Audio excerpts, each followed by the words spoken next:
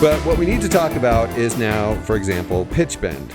This is where we get to set what pitch bend does. Pitch bend is hardwired to alter pitch, but we can also use it to do something else. Like, for example, let's see, what would be interesting? Let's do decimate. I wonder if we'll be able to tell.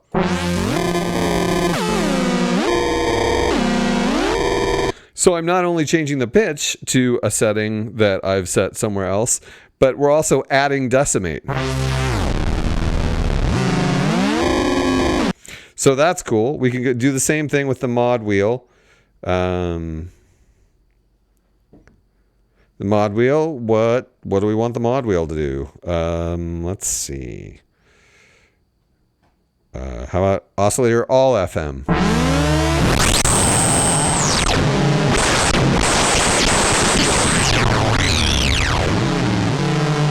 You can tell by how complex this sound is getting, and I'm just screwing off. These are, this is pretty much an unbearable sound. But these same techniques you could use to create a really usable, complex, beautiful, and modulatable sound. Let's move on to something really cool that you're probably wondering about. As you can see, there's just so many possible destinations, so many sources. Slider 1 position. Let's direct that to, let's make it negative. Here's something we use negative. Let's do the filter with that. The filter cutoff of filter 1. I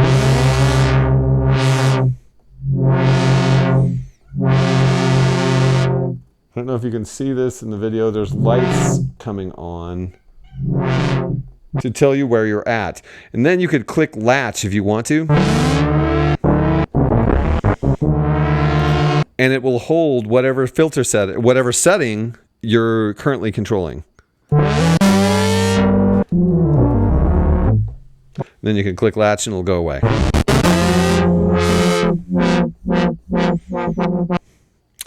Let's go to filter and include both filters.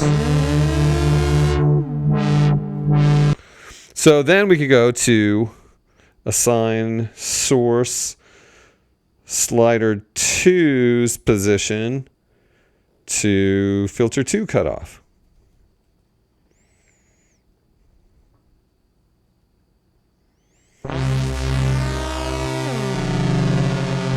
Let's make that. That is not making much of a difference. Let's see why.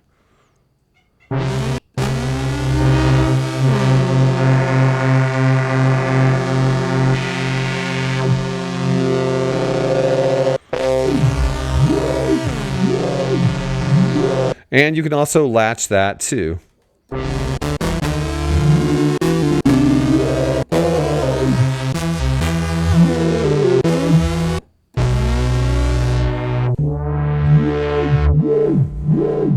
So you can see how expressive this is. And we could have directed this to anything. Oscillator pitch, oscillator waveform shape, delay, LFO control. Anything on here, pretty much, we can direct this to. There's also a function we haven't talked about yet, which is slider pressure. So let's do something obnoxious with that so it can really be effectively illustrated. How about, I wonder if panning would be interesting. Let's try panning. I'm going to do 127 pan. So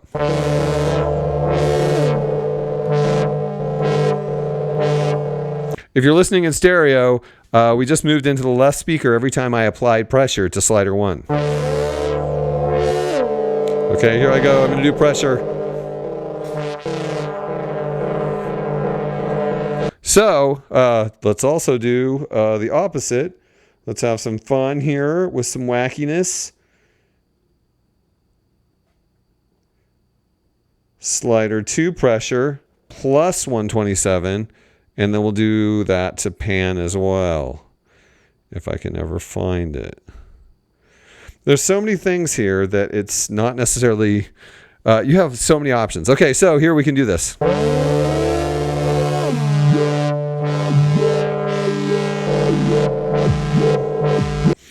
If you're listening in stereo, every time I push down on the pressure part of the slider, not only am I activating the slidey part of the slider, but the pressure is causing the signal to go to the left side or to the right side.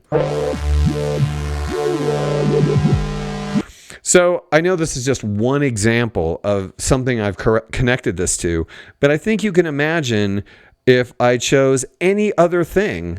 These are incredibly powerful, touch-sensitive, slidey-sensitive devices here that could create some real expressive aspects.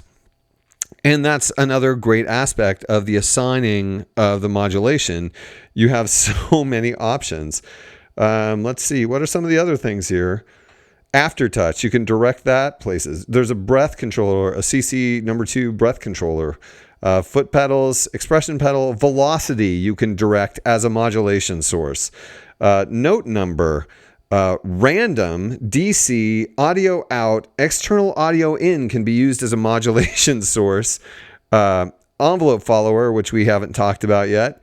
The peak hold, CV inputs. Then now you have modulation that's coming from your modular synthesizer or other synthesizer. And you have 4 different ones of those. And of course, the sequencer tracks.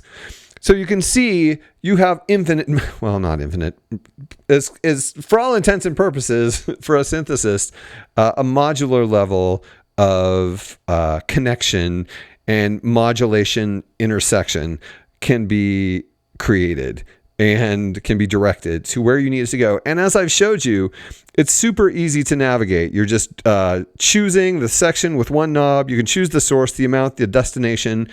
Super immediate.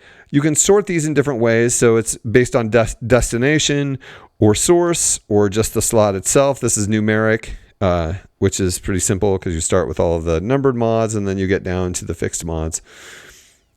So this modulation, this tiny little section is actually like the brain of synthesis power in this synthesizer. It's super powerful and it allows you to really create unique, complex, evolving sounds over time.